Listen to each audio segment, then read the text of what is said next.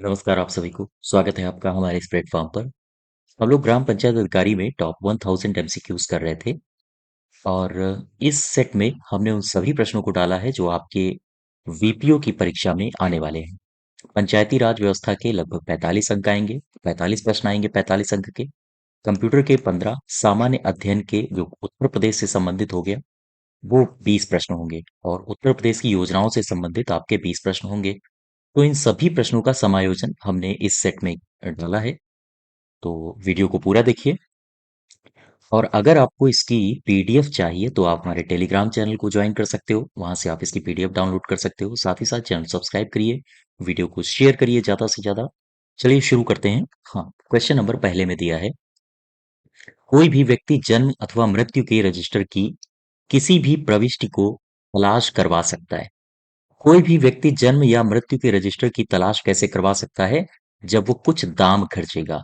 ऐसे फ्री में तो कुछ होता नहीं है, तो वो शुल्क देकर वो अपनी प्रविष्टि निकलवा सकता है। ठीक है। जन्म मृत्यु जो रजिस्ट्रीकरण अधिनियम है वो है 1969। जन्म मृत्यु रजिस्ट्रीकरण जो अधिनियम आया था वो आया था 1969 में। एक यहां से आप अधिनियम और याद रखो, मैं अगर लिखूं उत्तर प्रदेश जन्म मृत्यु रजिस्ट्रीकरण रजिस्ट्रीकरण नियमावली, ये नियमावली सबसे पहली आई थी 1976 में। और क्वेश्चन ये पूछा जा सकता है कि जो 1976 में नियमावली आई थी ये प्रभावी कब हुई थी? याद रखिएगा, ये 8/1/1977 को प्रभावी हुई थी। ठीक है, ये 1 है जनवरी। अच्छा, इसी में फिर संशोधन किया गया सन 2002 में।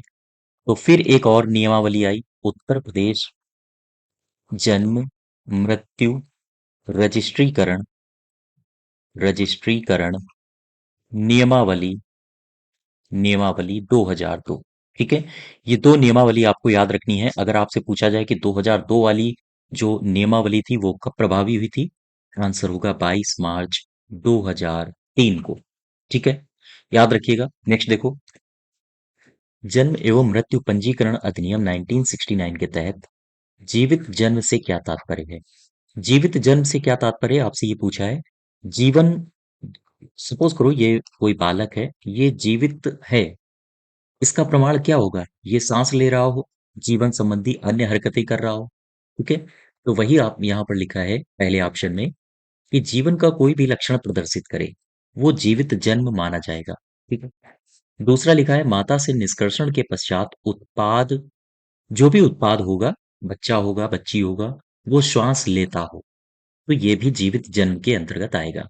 तो यहाँ पर दोनों हमारे ऑप्शन सही हो जाएंगे। ठीक है। जन्म एवं मृत्यु पंजीकरण अधिनियम 1969 के तहत जीवित जन्म से तात्पर्य क्या है? उपर्युक्त दोनों। नेक्स्ट देखो, राज्य वित्त आयोग की स्थापना कब की गई थी? राज्य वित्त आयोग की स्थापना की गई थी 1993 में। ठीक है। एक आर्टिकल है, आपने शायद सुना हो, पढ़ा हो, आर्टिकल 280।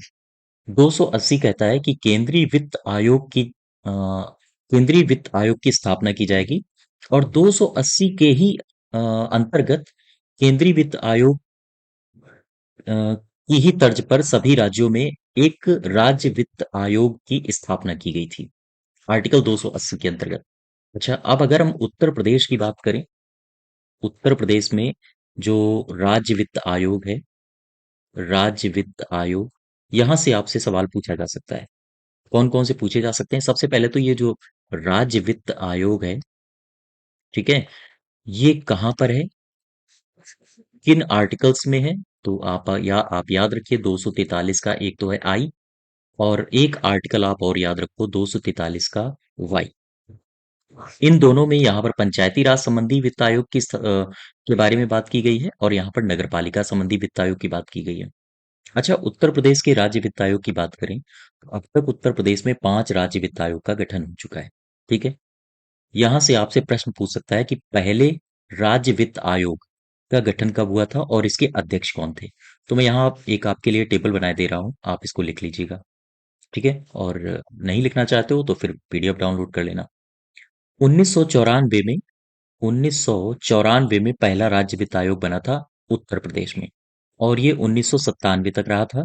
इसके आपसे अगर अध्यक्ष पूछे कि उत्तर प्रदेश के पहले वित्त आयोग के अध्यक्ष कौन थे, इनका नाम था भालचंद्र शुक्ला। ठीक है, याद रखिएगा। उत्तर प्रदेश में दूसरा जो वित्त आयोग आया था, राज्य वित्त आयोग, वो कब से कब तक रहा था? वो रहा था 2000 में आया था। और अ, इसके जो अध्यक्ष थे उनका नाम था टी एन धर। ठीक है। तीसरा जो राज्य वित्त आयोग आया था वो कब बना था? वो बना था 2004 में। और इसके जो अध्यक्ष थे इनका नाम था S A T रिजवी। याद रखिएगा। जो चौथा वित्त आयोग आया था उत्तर प्रदेश में, वो आया था 2011 में। और जो इसके अध्यक्ष बने थे इनका नाम है A K गुप्ता। 2011 से लगभग ये 2014 तक रहा था। और जो पांचवा वित्त आयोग उत्तर प्रदेश में गठित हुआ, वो गठित हुआ था 2015 में। ठीक है। और इसके जो अध्यक्ष हैं वो हैं आनंद आनंद मिश्रा। तो ये 5 उत्तर प्रदेश के वित्त आयोग हैं, इनको आप एक जगह लिखिए और याद करिए। सबसे इंपॉर्टेंट है आपका पहला वित्त आयोग, ये बना कब था, बस इतना ही पूछा जाएगा आपसे। 1994 में। ठीक है। ये डेट याद रखो और इसके पहले अध्यक्ष याद रखो। और वर्तमान के भी आप याद रख सकते हो। ठीक है। तो यहां से तीसरे का जो सही उत्तर हो जाएगा वो हो जाएगा 1993। और अगर उत्तर प्रदेश की बात करें, उत्तर प्रदेश में कब गठित हुआ था, तो आप बताओगे 1994 में। ठीक है। नेक्स्ट देखो। संवैधानिक आवश्यकताओं को पूर्ण करने के लिए राज्यों ने संविधान के 73वें और 74वें संविधान संशोधन अधिनियम के कुल अनुच्छेद के तहत राज्य वित्त आयोग का गठन करने के लिए कानून पारित किया है। आपसे यही पूछा है कि जो राज्य वित्त आयोग है, राज्य वित्त आयोग, ये संविधान के किन अनुच्छेदों में वर्णित है? तो राज्य वित्त आयोग मैंने अभी आपको बताया था, आर्टिकल 243 का आई है और आर्टिकल 243 का वाई है। ये दोनों आर्टिकल्स हैं, आई है और वाई है। ये दोनों सही हो जाएंगे। ठीक है। नेक्स्ट देखो। किस वित्त आयोग से ग्रामीण स्थानीय निकायों को अधिकार हस्तांतरण के लिए आयोग की सिफारिशें शुरू हुई थी? अब देखो, किस वित्त आयोग से ग्रामीण स्थानीय निकायों को अधिकार हस्तांतरण के लिए आयोग की सिफारिशें शुरू की गई थी? तो बिल्कुल सिंपल सा है। सिंपल सा ऐसे है कि आप यहाँ पर देखो, जो 10वां फाइनेंस कमीशन था, 10वां, मैं 10वें की बात कर रहा हूँ। 10वां जो वित्त आयोग था वो कब बना था पता है? 1992 में। 1992 में इसका गठन हुआ था। ठीक है। और इसके अध्यक्ष कौन थे, क्या मालूम है आपको? हाँ, अध्यक्ष थे केसी पंत। अब जरा इस साल को देखो। ये वही साल है जब ग्राम पंचायतों के लिए 74th कॉन्स्टिट्यूशनल अमेंडमेंट आएगा। बात समझ पा रहे हो? सॉरी, 73वां। ठीक है। ये वही साल है जब 73वां संविधान संशोधन आएगा ग्राम पंचायतों के लिए। कब आएगा? 1992 में। अब बताओ मुझे, स्थानीय निकायों को अधिकार हस्तांतरित करने के लिए आयोग की सिफारिशें फिर कब आएंगी? ये 10वां ही वित्त आयोग होगा, 10वां ही वित्त आयोग होगा जो इस तरह की सिफारिशें, हाँ, दे रहा होगा। तो आंसर हो जाएगा 10वां। क्योंकि आप देखिए, उसी समय पंचायती राज को संवैधानिक दर्जा भी दिया गया था और उसी समय एक वित्त आयोग बना था 1992। ठीक है। तो याद रखिएगा, और यही वर्ष है जब पंचायतों को संवैधानिक दर्जा दिया गया था। अच्छा, एक मुझे ये बताइए कि ये जो 10वां वित्त आयोग था, इसने ग्रामीण स्थानीय निकाय को कितनी राशि आवंटित की थी? कितनी राशि आवंटित की थी? बताइए जरा मुझे कमेंट बॉक्स में। ठीक है। इसका उत्तर मुझे कमेंट बॉक्स में दीजिए। ये इंपॉर्टेंट इसलिए हो जाता है क्योंकि उसी समय ये जो 10वां वित्त आयोग था ये भी आया था और उसी समय पंचायतों को संवैधानिक दर्जा भी दिया गया था। इसलिए ये राशि भी आपके लिए अनिवार्य हो जाती है। तो इसका मुझे आंसर कमेंट बॉक्स में दीजिए। क्वेश्चन नंबर 7वां देखो। पंचायती राज संस्थाओं में सुशासन को मजबूत करने के उद्देश्य से ई ग्राम स्वराज योजना ये कब लाई गई थी? ई ग्राम स्वराज योजना कब लाई गई थी?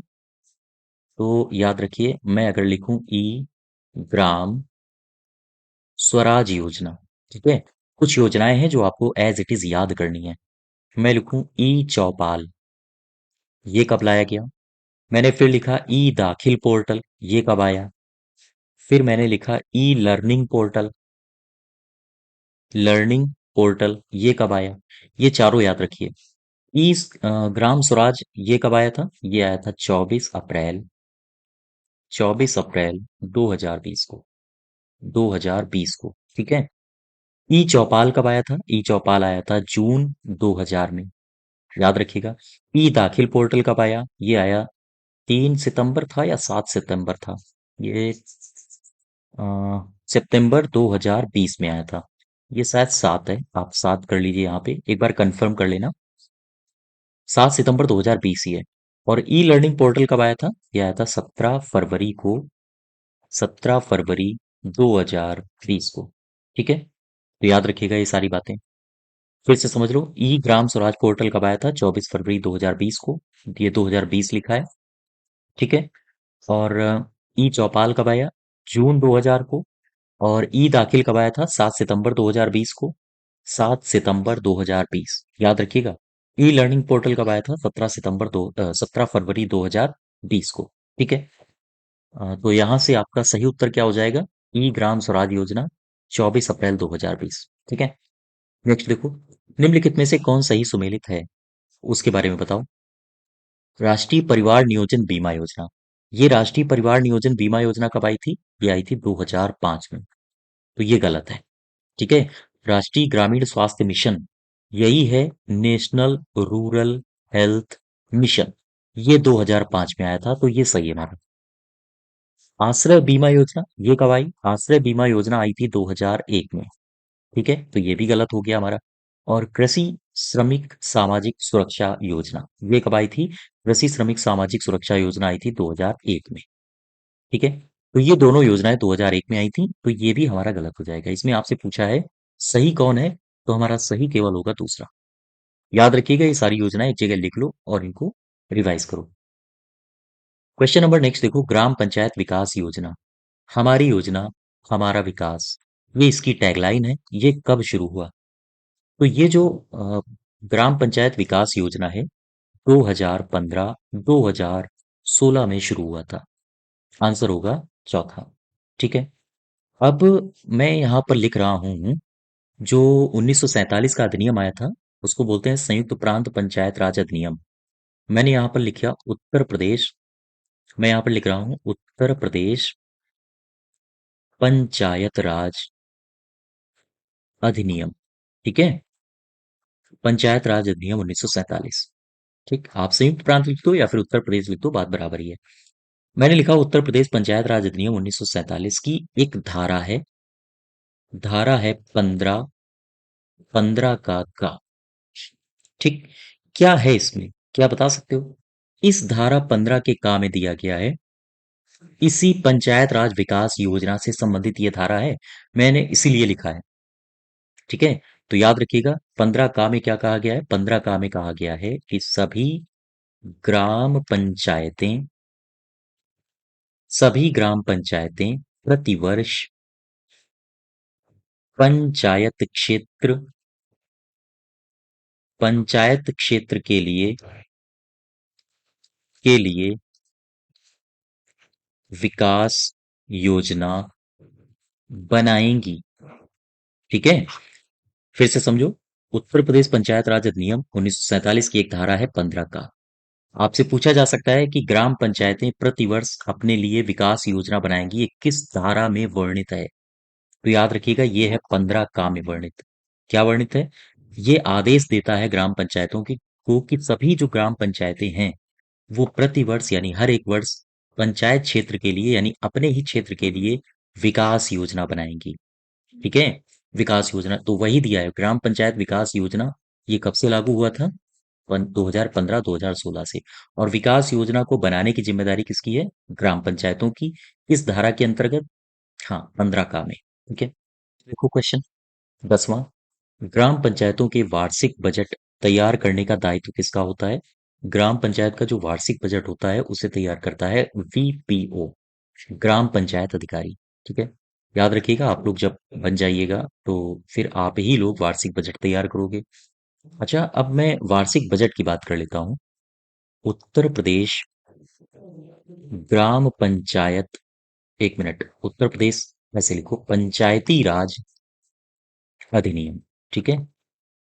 उत्तर प्रदेश पंचायती राज अधिनियम 1947 की मैं अगर बात करूं तो इसमें एक अध्याय है। कौन सा अध्याय है? अध्याय है 5। और इसी अध्याय में एक धारा है 41। ये बात करती है किसकी? ग्राम पंचायत का बजट का। ठीक है, तो ये याद रखिएगा, ग्राम पंचायत के बजट की चर्चा कहाँ पर की गई है? हाँ, अध्याय 5 धारा 41 में। ठीक है, नेक्स्ट देखो, एक आदर्श ग्राम के लिए कौन सी विशेषता आवश्यक नहीं है? एक आदर्श ग्राम के लिए कौन सी विशेषता आवश्यक नहीं है?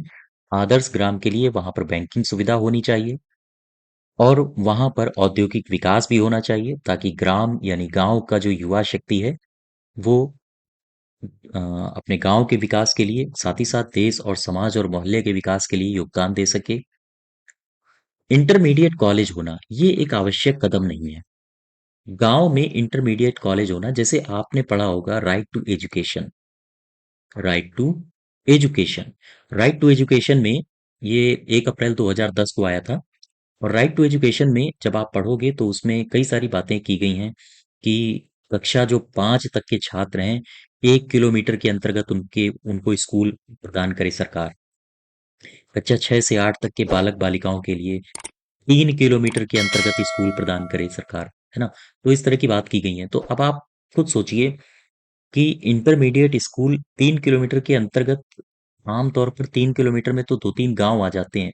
जैसे एक ये गांव है, फिर 1 किलोमीटर के बाद दूसरा गांव आ गया। ठीक है, फिर लगभग 500 मीटर की दूरी पर एक तीसरा गांव आ गया। कभी कभी तो गांव गांव बहुत कंजेस्टेड बसे होते हैं। तो ऐसी स्थिति में हर एक गांव में इंटर कॉलेज हो, ये ठीक नहीं है। तो ये वाला हमारा सही हो जाएगा, ये आवश्यक नहीं है। ठीक है, खुले में शौच से मुक्ति, ये भी सही है, ये होना चाहिए। गांवों की मुख्य विशेषता होनी चाहिए। नेक्स्ट देखो, स्मार्ट विलेज के कितने चरण होते हैं? स्मार्ट विलेज, देखो यहां से, स्मार्ट विलेज किसे कहोगे आप? स्मार्ट विलेज, स्मार्ट विलेज वो विलेज होता है जहां पर स्मार्ट एजुकेशन हो। स्मार्ट एजुकेशन से आशय है, जैसे आप लोग अभी हमें ऑनलाइन पढ़ रहे हो, ऑनलाइन सुन रहे होगे। ठीक है, तो इस प्रकार का एजुकेशन जो समय के साथ साथ परिवर्तित होता रहे। स्मार्ट विलेज वो विलेज होगा जहां पर स्मार्ट एजुकेशन हो, जहां पर स्मार्ट एनर्जी हो। ठीक है, जहां पर स्मार्ट ट्रांसपोर्ट हो, जहां पर स्मार्ट पुलिस हो, जहां पर स्मार्ट एग्रीकल्चर हो। ये नहीं कि पता चला वही कुछ बैल लिए और किसान निकल गया। स्मार्ट एग्रीकल्चर से आशय है अत्याधुनिक उसके पास मशीनें होनी चाहिए। ठीक है, स्मार्ट विलेज से आशय है कि स्मार्ट एजुकेशन हो। एजुकेशन तो मैंने बोल ही दिया है, हाँ ये एजुकेशन हो। ठीक है, स्मार्ट ट्रांसपोर्टेशन हो, स्मार्ट स्मार्ट वाटर सिस्टम हो, वाटर सिस्टम हो। तो ये सारी की सारी जो भी आपको दी गई हैं जानकारियां, ये दर्शाती हैं, अगर ये किसी गांव में है तो ये सब दर्शाती हैं कि वो गांव स्मार्ट होगा। ठीक है, तो स्मार्ट विलेज के क्या क्या कंडीशंस हो सकते हैं, बात समझ पा रहे हो आप लोग हमारी? चलिए, नेक्स्ट देखिए, क्वेश्चन नंबर 14। भूमि प्रबंधन समिति का कार्य क्या होता है? भूमि प्रबंधन समिति वन, वृक्ष अ, का परीक्षण करता है, अनुरक्षण और विकास करता है, बिल्कुल सही है। हाटों, बाजारों तथा मेलों का प्रबंध करता है, ये भी सही है। तालाबों का अनुरक्षण और विकास करता है, ये भी सही है। तो प्रयुक्त सभी हो जाएगा। अब यहाँ पर मैं भूमि प्रबंधन समिति से कुछ बातें लिख रहा हूं जो परीक्षा में आ सकती हैं आपके। मैंने लिखा भूमि प्रबंधन समिति। ठीक है, याद रखिएगा इसको।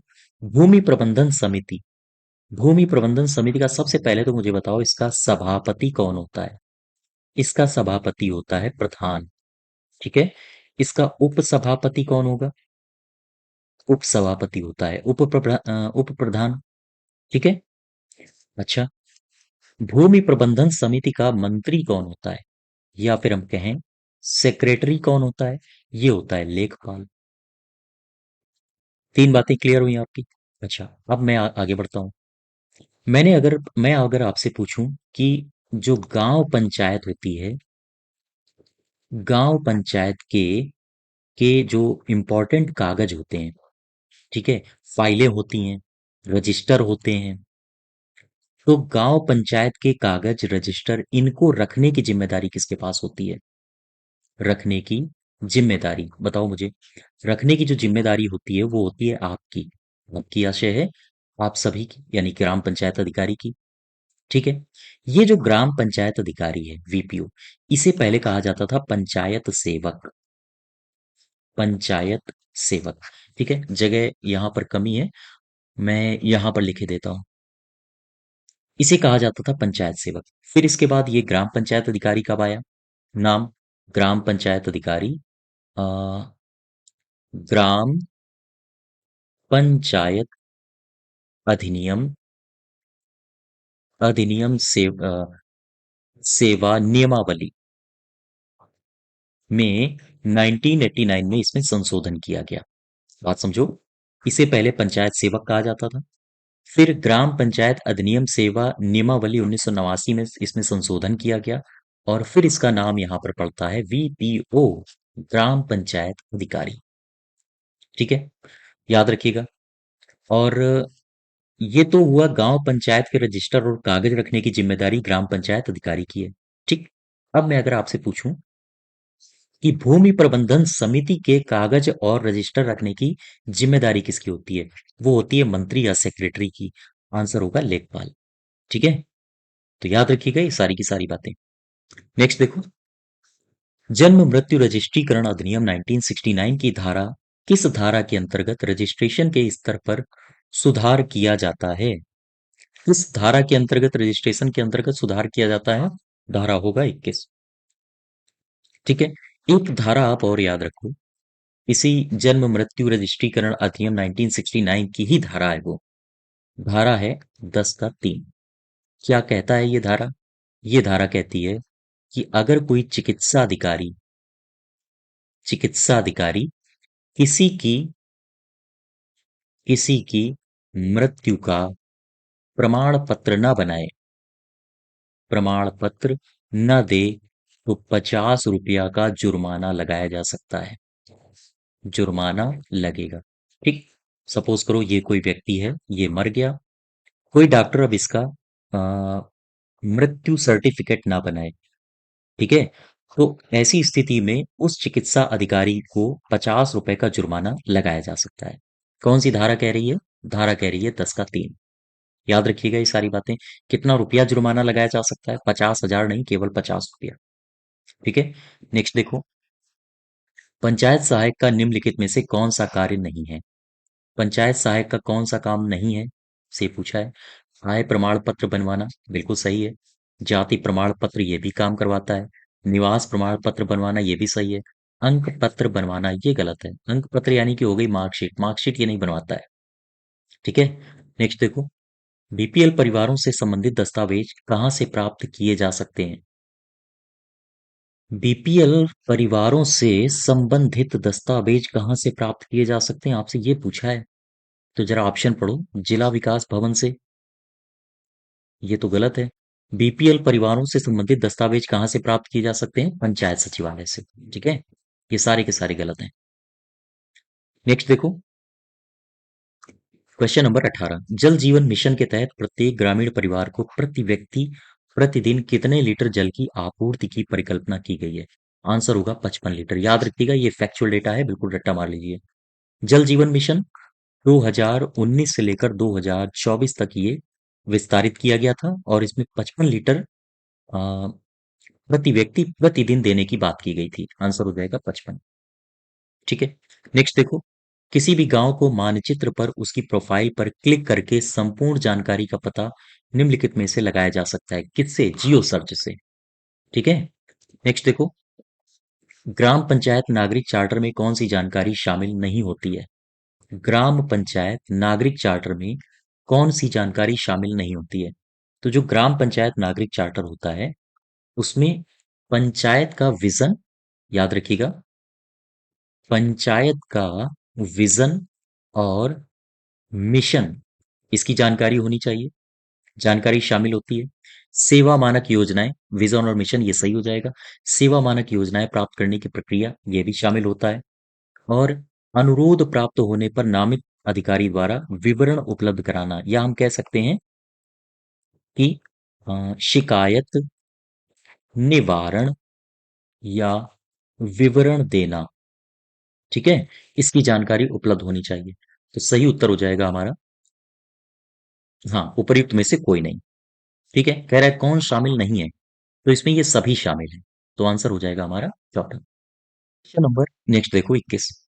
मनरेगा के अंतर्गत लाभार्थियों के लिए कार्यस्थल पर सुविधाओं का प्रावधान कितने समय में करना अनिवार्य है? सुविधाओं का प्रावधान 3 दिनों में करना अनिवार्य है। सुविधाएं कैसी सुविधाएं? जैसे जहां पर ये लोग कार्य कर रहे हैं, कार्यस्थल पर बुनियादी सुविधाएं जैसे देना। ओके, बुनियादी सुविधाओं में क्या आता है? जैसे पीने का पानी हो, और क्या आ सकता है? जैसे सपोज करो मनरेगा में काम चल रहा है, अब ऐसी स्थिति में किसी को फावड़ा लग जाए, है ना, किसी को कोई कुदाल से अगर खुदाई खुदाई कर रहा है तो उसको कहीं चोट ना लग जाए, तो उस चोट के निवारण के लिए जो चिकित्सा प्राथमिक चिकित्सा का प्रावधान होना चाहिए। तो ये जो बुनियादी सुविधाएं हैं, ये 3 दिन के अंदर अंदर उसे करवानी चाहिए। उसे 3 दिनों के अंदर अंदर लाभार्थियों को उपलब्ध करवाना अनिवार्य है। ठीक है, क्या आप मुझे बता सकते हो कि उत्तर प्रदेश में मनरेगा के तहत कितना रुपया दिया जाता है प्रतिदिन प्रति व्यक्ति? कमेंट बॉक्स में बताइए मुझे। नेक्स्ट देखो, वर्ष 1991 में किस देश ने नागरिक घोषणा पत्र को एक राष्ट्रीय कार्यक्रम के रूप में प्रस्तुत किया? ये है राष्ट्रीय कार्यक्रम के रूप में किसने प्रस्तुत किया था? ये किया था ब्रिटेन ने 1991 में। ठीक है, ये एक स्वैच्छिक और दरअसल लिखित दस्तावेज था, नागरिक घोषणा पत्र, जो सेवा प्रदाता द्वारा नागरिकों की जरूरतों को पूरा करने के लिए दिया जाता है। ठीक है, नेक्स्ट देखो, पंचायत में कौशल प्रशिक्षण कार्यक्रमों में नामांकन के लिए किससे अनुरोध किया जा सकता है? कौशल प्रशिक्षण के लिए किससे अनुरोध करोगे? आप पंचायत सचिव से भी बोल सकते हो, पंचायत अध्यक्ष से भी बोल सकते हो, और प्रधान से भी बोल सकते हो, सभी से कह सकते हो। ठीक है, नेक्स्ट देखो, मनरेगा जॉब कार्ड के आवेदन के लिए क्या आवश्यक नहीं है? आवश्यक क्या नहीं है? आपके पास आधार होना ही चाहिए, बिल्कुल सही है। आपके पास एक फोटो होनी चाहिए, वो भी सही है। आपके पास बैंक खाता होना चाहिए, चूंकि हाँ, आपके पास जो मनरेगा के तहत जो पैसा आएगा वो सीधे डायरेक्ट बेनिफिट में आएगा। ग्राम सभा की नागरिकता अनिवार्य नहीं है, ये गलत है। ठीक है, नेक्स्ट देखो, पर्वतीय क्षेत्रों, मरुभूमि क्षेत्रों, जनजातीय क्षेत्रों के कितनी आबादी की बसावट वाले गांवों में प्रधानमंत्री ग्राम सड़क योजना से जोड़ा जाएगा? प्रधानमंत्री ग्राम सड़क योजना शुरू हुई थी 25 दिसंबर 2000 में। ठीक है, और इसी 25 दिसंबर 2000 में इस योजना में कहा गया था कि जो मैदानी क्षेत्र हैं, मैदानी क्षेत्र में यदि जनसंख्या 500 है, 500 प्लस है या 500 से ज्यादा है, तो ऐसे सभी गांवों को प्रधानमंत्री ग्राम सड़क योजना से जोड़ा जाएगा।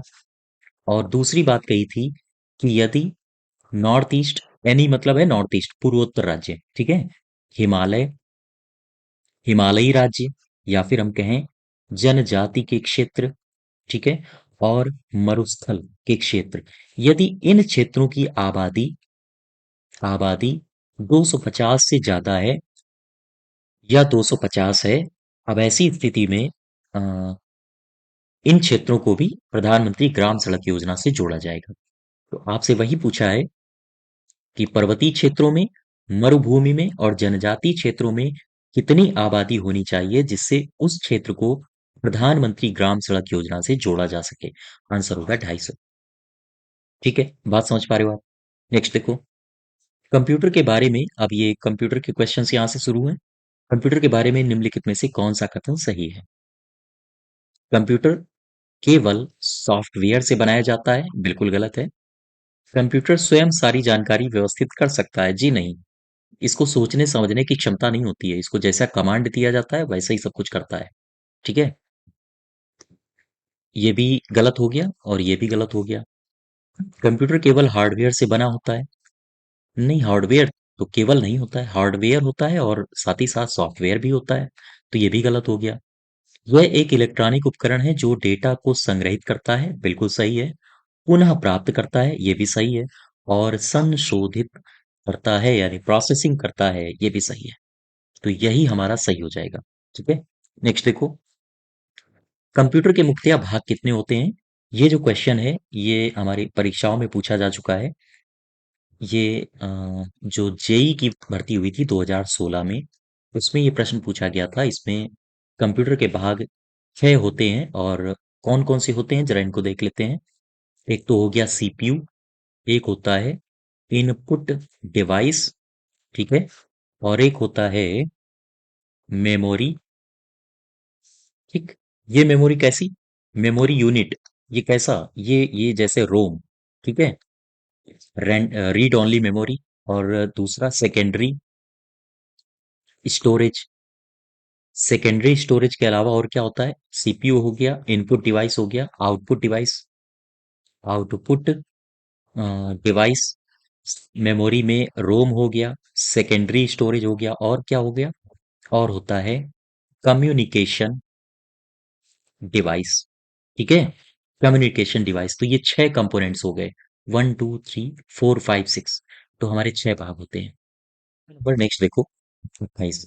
इलेक्ट्रॉनिक डिवाइस जो डेटा को स्वीकार कर सकती है, डेटा प्रोसेस करती है, तथा आउटपुट उत्पन्न करती है और परिणामों को भविष्य में प्रयोग के लिए स्टोर करती है, उसे क्या कहते हैं? उसे कहते हैं कंप्यूटर। ठीक है। नेक्स्ट देखो, निम्नलिखित में से कंप्यूटर का मूल कार्य क्या होता है? कंप्यूटर का मूल कार्य होता है इनपुट स्टोरेज करना और प्रोसेसिंग करना, ये सभी काम होते हैं। नेक्स्ट देखो, कंप्यूटर के संबंध में निम्नलिखित में से कौन सा कथन गलत है? बताओ भाई। यह एक लॉजिकल यूनिट है, मशीन है और सूचना को प्रोसेस करती है, बिल्कुल सही है। इसने जो भी कोई सूचना स्टोर की है, यह उस तक पहुंच सकता है। इसने जो भी कोई सूचना स्टोर की है, यह उस तक पहुंच सकता है, बिल्कुल सही है। इसमें कोई भावावेश नहीं होता है, और इसकी अपनी कोई भावना या चाहत नहीं होती है, ये सही है। कंप्यूटर का आपके अपने कोई इमोशंस नहीं होते, उसको आप जैसे कमांड करोगे वो वैसे ऑपरेट होगा। यह अप्रतिबंधित ढंग से अपनी सूचना तक पहुंचता है, ये गलत है। ठीक है। नेक्स्ट देखो, निम्नलिखित में से कौन अकबर के मुख्य चित्रकार थे? तो अकबर के आपने जो चित्रकार थे वो पढ़े होंगे। अकबर के कौन कौन से चित्रकार थे? जैसे मीर सैयद अली, जैसे अ, दसवंत, नाम सुना होगा आपने, या आपने नाम सुना होगा बसावन का, है ना? और आपने क्या नाम सुना होगा? अब्दुस समद का। अब्दुस समद, ठीक है, ये भी एक चित्रकार था। अकबर के दरबार में एक चित्रकार था, मुकुंद। तो इसमें अकबर का चित्रकार कौन था? ये था इन ऑप्शंस में दसवंत। ठीक है। नेक्स्ट देखो, उत्तर प्रदेश के किस स्थान पर हर्षवर्धन ने बौद्ध सम्मेलन का आयोजन किया था? बौद्ध महासम्मेलन का आयोजन कहाँ करता था? ये करता था प्रति 5वें वर्ष बौद्ध महासम्मेलन का आयोजन करता था, और वो करता था प्रयागराज में। ठीक है, याद रखिएगा, ये 1 5वें वर्ष के बाद करता था प्रयागराज में, तो आंसर होगा प्रयाग। ठीक है। और इसे जो ये आयोजन करता था, इस आयोजन को कहा जाता था, इसका नाम भी आपसे पूछा जाता है, इसे कहा जाता है महामोक्ष परिषद। याद रखिएगा, इस आयोजन को कहा जाता है महामोक्ष परिषद। ठीक है। अच्छा, ये जो छठवां आयोजन कर रहा था प्रयागराज में, इस छठवें आयोजन में कहा जाता है कि जो वेन सांग था, वेन सांग ये उपस्थित हुआ था, वेन सांग भी उपस्थित था। तो ये भी पूछा जाता है कि सम्मेलन में, किस महासम्मेलन में वेन सांग भी आया था, या वेन सांग भी शरीक हुआ था। तो ये छठवां आयोजन था, याद रखिएगा इसको। नेक्स्ट देखो, आगरा की मोती मस्जिद का निर्माण किसने करवाया? ठीक है, तो एक बंदा है शाहजहां। ठीक है, याद रखिएगा इसको। शाहजहां ने आगरा में क्या क्या बनवाया है, हम इसकी एक छोटी सी एक झलक ले लेते हैं ताकि आप लोग याद रख सको। आगरा में इसने बनवाया है, आगरा के किले में है ये, आगरा के किले में ही है। क्या क्या है? ये है दीवाने आम। आपसे पूछा जाए किसने बनवाया है, इसी शाहजहां ने। दीवाने खास, इसी ने बनवाया है। और क्या बनवाया है? और बनवाया है मोती मस्जिद इसी ने बनवाया है, याद रखिएगा। ठीक है, आंसर हो जाएगा शाह जहां। नेक्स्ट देखो, 6वीं शताब्दी ईसा पूर्व के दौरान मथुरा के आसपास के क्षेत्र को क्या कहा जाता था? ये जो क्षेत्र आप देख रहे हो ये है मथुरा। ठीक है, ये है मथुरा। मथुरा का जो आसपास का क्षेत्र था इसे क्या कहा जाता था? इसे कहा जाता था शूरसेन। ये शूरसेन क्या था? ये शूरसेन था। जो 16 महाजनपद आप पढ़ोगे इतिहास में, उनमें से ये एक महाजनपद था। महाजनपद, शूरसेन महाजनपद। शूरसेन की राजधानी क्या थी? मथुरा। ये भी पूछा जाता है आपसे। चूंकि उत्तर प्रदेश से संबंधित है इसलिए आप याद रखिए। ठीक है, आंसर हो जाएगा शूरसेन। ठीक है, नेक्स्ट देखो।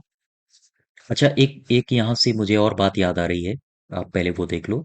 ये जो सूरसेन महाजनपद है, इसी महाजनपद में एक शासक था यादव वंश का। ठीक है, ये हमारी परीक्षा में पूछा जाता है। इस राजा का नाम, कि ये राजा किससे संबंधित था, किस महाजनपद से संबंधित था? तो आंसर होगा शूरसेन।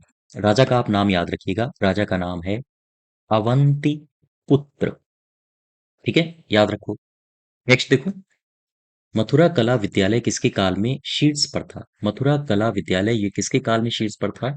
ये था कुषाणों के काल में। ठीक है, और कुषाणों का एक राजा था, इसका नाम है कनिष्क। कनिष्क, कनिष्क के दो राजनैतिक क्षेत्र थे। दो राजनैतिक क्षेत्र थे। इन दो में से एक था पुरुषपुर, ठीक है, और दूसरा था मथुरा। तो याद रखिएगा, इस कुषाण शासक के समय मथुरा एक सशक्त राजनीतिक क्षेत्र था, वो था कनिष्क।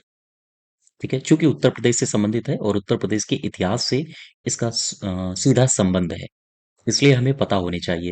हालांकि उत्तर प्रदेश, आप हमारी जब प्लेलिस्ट में जाएंगे तो मैंने उत्तर प्रदेश का इतिहास वहां करा रखा है, और मैं समय समय पर उसमें वीडियोस अपलोड भी करता रहता हूँ। तो आप उत्तर प्रदेश से संबंधित इतिहास को अगर पढ़ना हो तो आप वहां से पढ़ सकते हो। ठीक है, प्लेलिस्ट में जाके आप वीडियोस को सर्च कर सकते हो। नेक्स्ट देखो, संयुक्त प्रांत का नाम बदलकर कब उत्तर प्रदेश किया गया? उत्तर प्रदेश का के बारे में जरा जानिए। 1836 में उत्तर प्रदेश का नाम था उत्तर पश्चिम प्रांत। ठीक है, फिर इसके बाद समय बदला, 1877 का काल आया। इसमें उत्तर प्रदेश को कहा गया उत्तर पश्चिम प्रांत और अवध। ठीक है, फिर इसके बाद समय थोड़ा सा और आगे बढ़ा। 1902 में हम लोग जब प्रवेश किए तो हमारे उत्तर प्रदेश का नाम पड़ा था आगरा व अवध का संयुक्त प्रांत। ठीक है, याद रखिएगा ये सारी। फिर इसके बाद हम लोग और थोड़ा आगे बढ़े, समय बीता, 1937 वर्ष आया। 1937, 1937 में हमारे उत्तर प्रदेश का एक और नाम पड़ा, क्या पड़ा? संयुक्त प्रांत। ठीक है, फिर समय और आगे बढ़ा, हम लोगों ने प्रवेश किया जनवरी 2000, सॉरी 2000 बोल दिया, 1950 में। हम लोग 24 जनवरी 1950 को जब आए तो तब हमारे उत्तर प्रदेश यानी संयुक्त प्रांत का नाम पड़ा था उत्तर प्रदेश। ठीक है, संयुक्त प्रांत का नाम बदलकर उत्तर प्रदेश कब पड़ा था? 24 जनवरी 1950 को। आंसर हो जाएगा हमारा ये। ठीक है, आपसे कुछ भी पूछा जाए आप बता सकते हो। उत्तर पश्चिम प्रांत कब कहा जाता था? 1836 में। उत्तर पश्चिम प्रांत और अवध 1877 में। आगरा व अवध का संयुक्त प्रांत 1902 में। संयुक्त प्रांत कब नाम पड़ा? 1937 में। और उत्तर प्रदेश कब नाम पड़ा? 1950 में। नेक्स्ट देखो, गुप्त काल का पक्की ईंटों से बना भीतर गांव मंदिर ये कहाँ पर है? ये अपने सीएनबी यानी कि कानपुर में। ठीक है, आंसर हो जाएगा कानपुर। भीतर गांव मंदिर कानपुर में। ये मैं इतिहास में आपको बता चुका हूँ। काकोरी कांड के प्रधान आरोपी पंडित राम प्रसाद बिस्मिल, इनको फांसी दी गई। ये कब दी गई? आप देखो जरा यहां से, काकोरी कांड। मैं अभी आपसे एक प्रश्न पूछता हूँ, मुझे आप लोग कमेंट बॉक्स में बताना कि अभी हाल ही में उत्तर प्रदेश सरकार ने काकोरी कांड का नाम बदल दिया है, क्या रखा है? बताइए मुझे कमेंट बॉक्स में। ठीक है, अब जरा वापस आओ। काकोरी कांड ये हुआ कब था? ये हुआ था 9 अगस्त 1925 में। अच्छा, किसने किया? ये किया एचआरए के मेंबर्स ने। जब आप मॉडर्न हिस्ट्री पढ़ोगे तो वहां पढ़ते होगे एचआरए और HSRA, Hindustan Republican association, Hindustan socialist Republican association. ठीक है, बेचारे के सदस्य इसमें इन्वॉल्व थे। बेचारे के सदस्यों ने काकोरी कांड कर दिया। ट्रेन का नाम आपसे पूछा जाता है, क्या थी? ट्रेन का नाम था eight down train. Eight down train. ठीक। अच्छा, ये पूरा का पूरा जो कांड हुआ था वो हुआ था लखनऊ में। लखनऊ में एक जगह है काकोरी। तो काकोरी नामक जगह पर ये पूरा का पूरा कांड हुआ। अब इसमें देखो जो मेंबर्स थे, जैसे कुछ मेंबर्स पकड़े गए थे, कुछ मेंबर्स भाग गए थे। तो इसमें जो कुछ मेंबर्स थे, जैसे राम प्रसाद बिस्मिल, पकड़ लिए गए। राम प्रसाद बिस्मिल पकड़ लिए गए तो इनको फांसी दे दी गई। भाई इतना बड़ा कांड करोगे, आपको छोड़ा तो जाएगा नहीं। तो अंग्रेजों ने इनको फांसी दे दी। अब जब अंग्रेज इनको फांसी देंगे तो हमारे एग्जाम में क्वेश्चन ये बनता है कि इनको फांसी कहाँ दी गई। तो बिस्मिल साहब को कहाँ दी गई? एक बंदा और पकड़ा गया, इसका नाम था अशफाक उल्ला खां। इस बंदे को भी फांसी दी गई। एक शख्स और पकड़ा गया, इनका नाम है रोशन सिंह। इनको भी फांसी दी गई। एक व्यक्ति और है, इसका नाम है राजेंद्र लाहिड़ी। इसको भी फांसी दी गई। कहाँ दी गई? प्रश्न ये बनता है। राम प्रसाद बिस्मिल को फांसी दी गई गोरखपुर में। ठीक है। अशफाक उल्ला खां को फांसी दी गई फैजाबाद में। याद रखिएगा ये सारे उत्तर प्रदेश में है, इसलिए आपसे पूछे जा सकते हैं। रोशन सिंह को फांसी दी गई नैनी, नैनी बोले तो प्रयागराज में। और राजेंद्र लाहिड़ी साहब को फांसी दी गई गोंडा में। ठीक है। ये सारे आप लिख लीजिए और याद करिए। तो आपसे पूछा है राम प्रसाद बिस्मिल को फांसी कहाँ दी गई, आंसर होगा गोरखपुर। ठीक है। नेक्स्ट देखो। उत्तर प्रदेश की राजधानी 1921 में कहां से स्थानांतरित होकर लखनऊ बना दी गई थी? अब राजधानी पर एक नजर डाल लेते हैं। 1836 की बात है। राजधानी थी आगरा। ठीक। 1858 में आगरा से स्थानांतरित करके कर दी गई प्रयागराज। फिर 1920 में राजधानी बदल दी गई। राजधानी प्रयागराज से ले आई गई लखनऊ।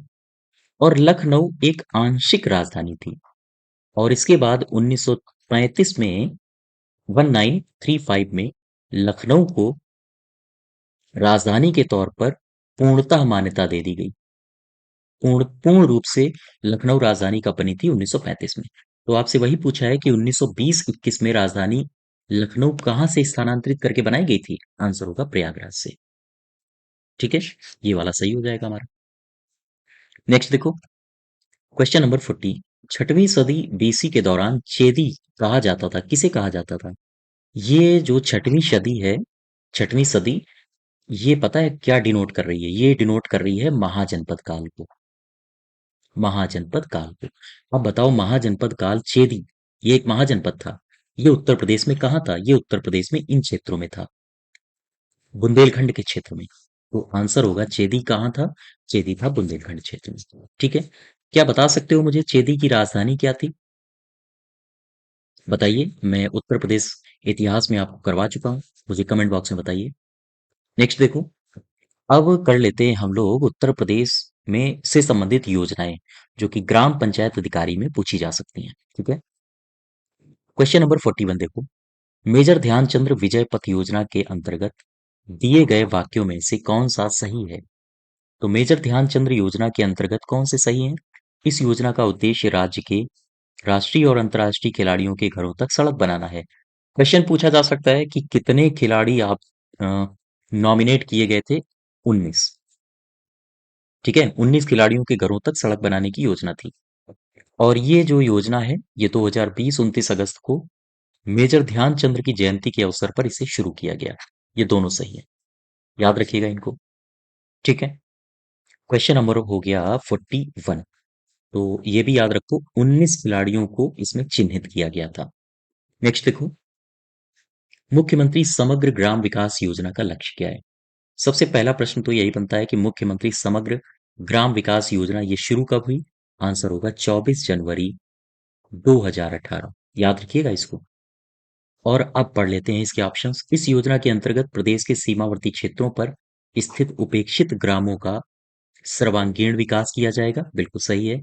ऐसे ग्रामों का विकास सुनिश्चित किया जाएगा जहां 60% से ज्यादा आबादी बीपीएल श्रेणी की है, ये भी सही है। ये दोनों सही है और ये दोनों सही हो जाएंगे। ठीक है। क्लियर बात। नेक्स्ट देखो।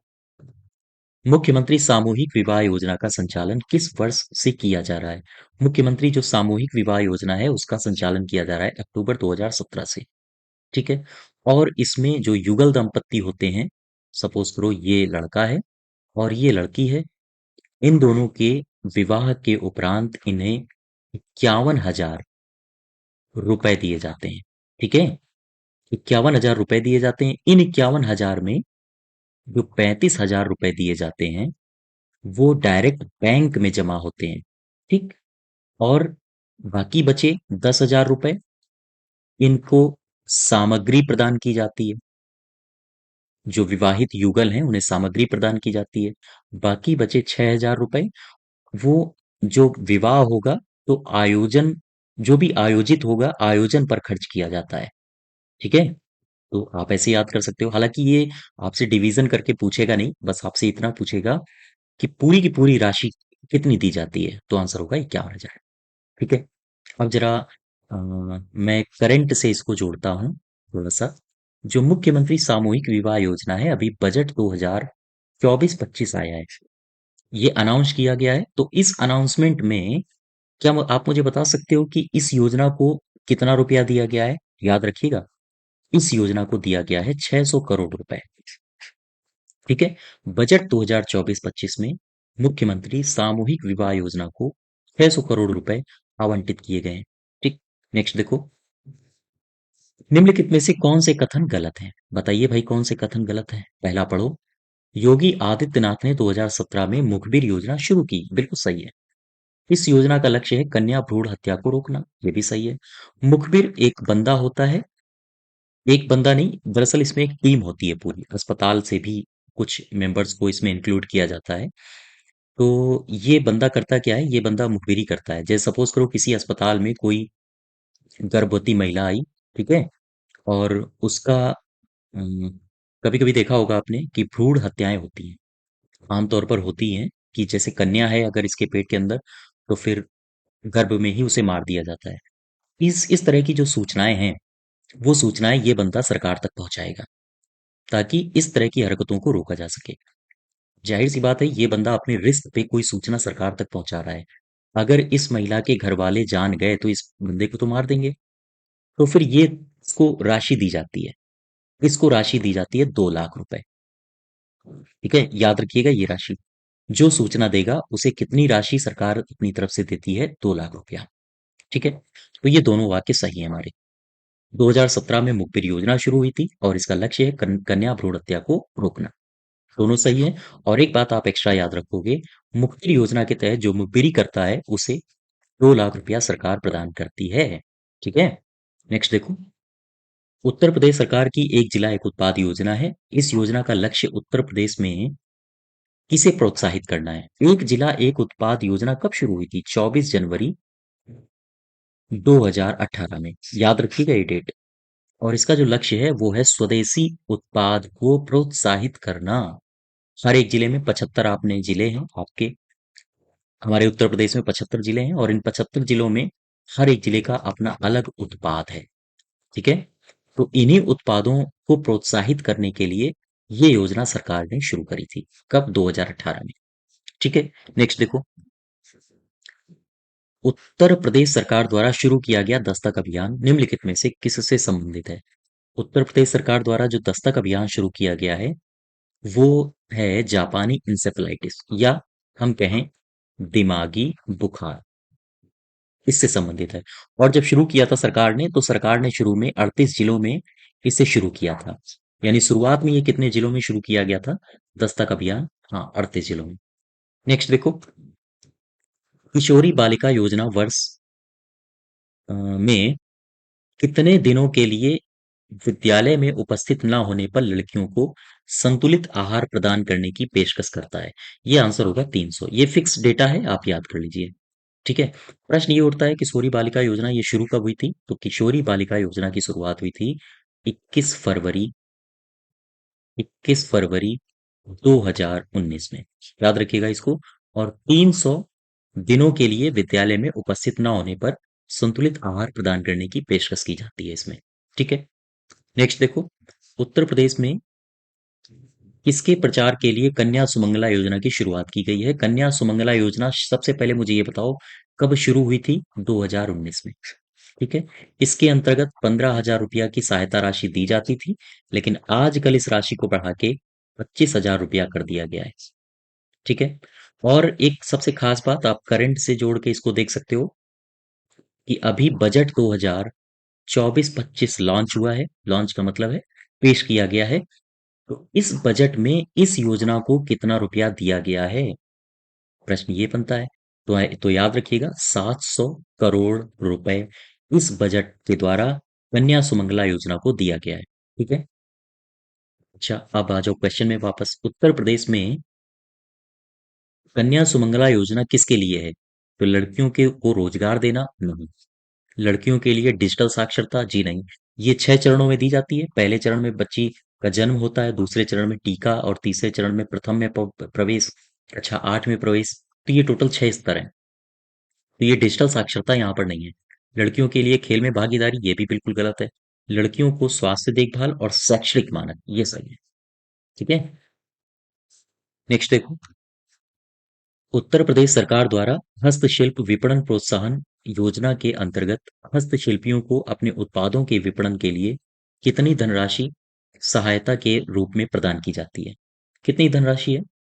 अ, ऐसे समझो, अगर कोई यात्री बोल दिया, मैं भूल रहा हूं। अगर कोई क्या मैं कहूँ, सहायता के अंतर्गत, सपोज करो, मैं ऐसे बता दूं आपको, सपोज करो ये व्यक्ति है, ये व्यक्ति व्यापारी है। ठीक है।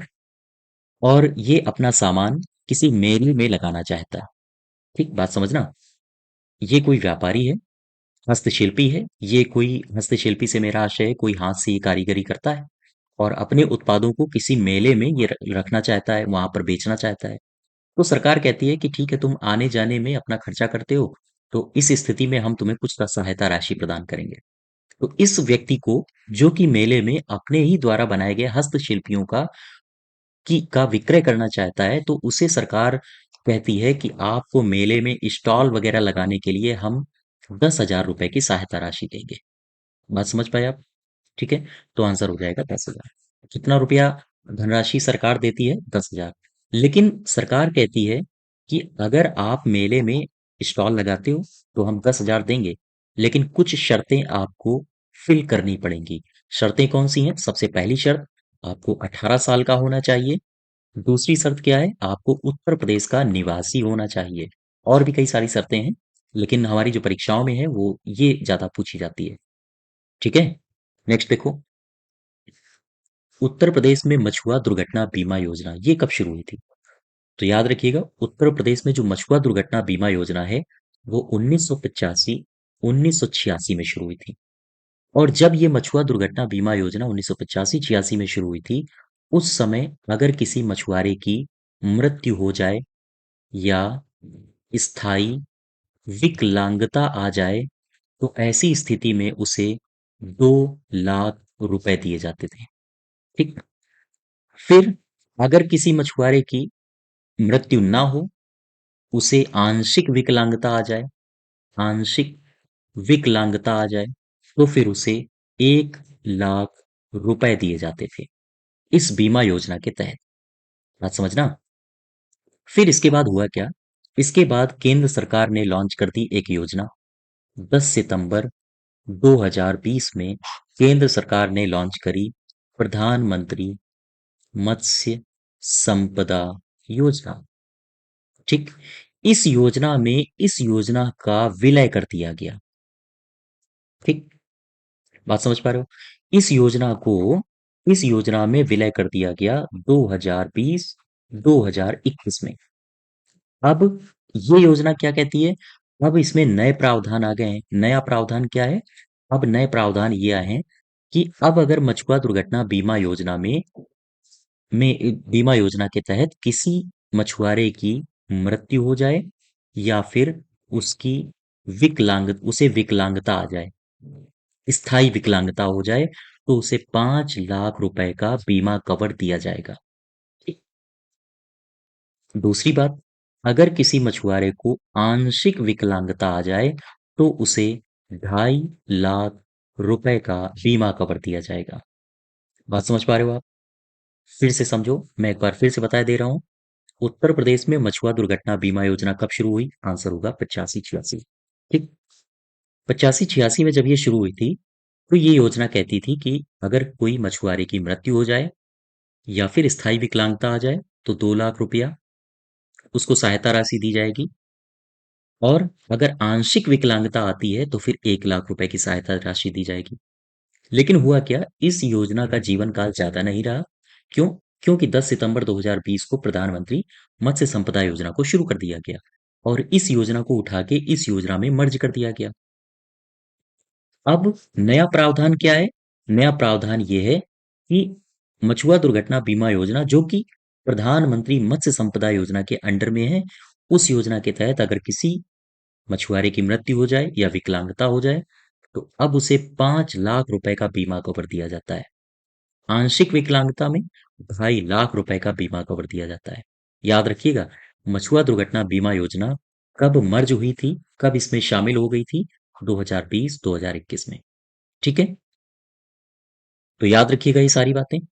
और ये हमारा प्रैक्टिस सेट नंबर, हाँ, नेक्स्ट था। और अभी तक जो हम लोग प्रैक्टिस सेट कर रहे थे वीपीओ के, इसके आगे हम लोग जल्द ही मिलेंगे। आशा करता हूँ ये आपके लिए लेक्चर काफ़ी इंपॉर्टेंट रहेगा, आपकी परीक्षा में काफ़ी सहायक होगा। तो इसकी अगर आपको पीडीएफ डाउनलोड करनी है तो आप हमारे टेलीग्राम चैनल को ज्वाइन करिएगा। साथ ही साथ चैनल सब्सक्राइब करिए, वीडियो शेयर करिए अधिक से अधिक। धन्यवाद।